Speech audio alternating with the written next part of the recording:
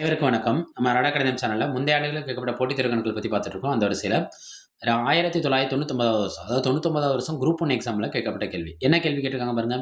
7 metre ஆரம் கொண்ட ஒரு வட்டத்தின் பரப்பளவு 7 மீட்டர் நீளம் கொண்ட ஒரு செவ்வகத்தின் பரப்பளவிற்கு சமம் எனில், யாரோட பரப்பளவு? வட்டத்தின் பரப்பளவு செவ்வகத்தின் பரப்பளவுக்கு சமம் எனில், செவ்வகத்தோட அகலம். ஏன்னா இங்க நீளம் தான் குடுத்திருக்காங்க. நம்மள்ட்ட இப்ப என்ன கேட்கறாங்க? அகலம் கேட்கறாங்க. இப்ப ஃபர்ஸ்ட் நம்மளுக்கு எது சமம்னு சொல்லியிருக்காங்க பாருங்க. வட்டத்தின் பரப்பளவும் செவ்வகத்தின் பரப்பளவும் சமம்னு சொல்லிட்டாங்க. ரைட்டா? இப்போ வட்டத்தின் பரப்பளவும் எந்த பரப்பளவு சமம்? செவ்வகத்தின் பரப்பளவு. வட்டத்தின் பரப்பளவுக்கு என்ன ஃபார்முலா? By R square. செவ்வகத்தின் பரப்பளவுக்கு என்ன ஃபார்முலா? நீளம் இன்ட்டு அகலம். L into B. அப்படியே சப்ஸ்டிட் பண்ணுவோமா? பை என்ன? 22/7. ஆரம் என்ன? 7 பெருக்கல் 7. நீளம் என்ன? 7. அகலம் என்ன? தெரியாது. அதான் கேள்வி. இந்த 7 இந்த 7 என்ன ஆயிரும்? கேன்சல் ஆயிரும். இங்கே என்ன கிடைக்குது? நம்மளுக்கு பி தானே தேவை. அந்த பெருக்கல் இருக்க 7 இங்கிட்டு வரப்போ என்ன ஆயிரும்? வகுத்தல் ஆயிரும். அப்போ 22 பெருக்கல் 7 டிவைடட் பை 7. 7 7 என்ன ஆயிரும்?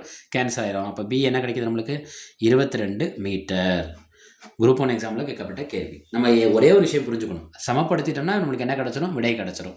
நம்ம ரடா கணிதம் சேனல் இது அவங்க கொடுத்துருக்க ஆப்ஷனில் எங்கே இருக்குது? Option B. நம்ம ரடா கணிதம் சேனலை சப்ஸ்கிரைப் பண்ணி சப்போர்ட் பண்ணுங்கள். ஃப்ரெண்ட்ஸ் அண்ட் ஃபேமிலிக்கு ஷேர் பண்ணுங்கள். போட்டித் தேர்வுகளில் வெற்றி பெறுங்க. உங்கள் ஆதரவு எனக்கும் தேவை. நன்றி.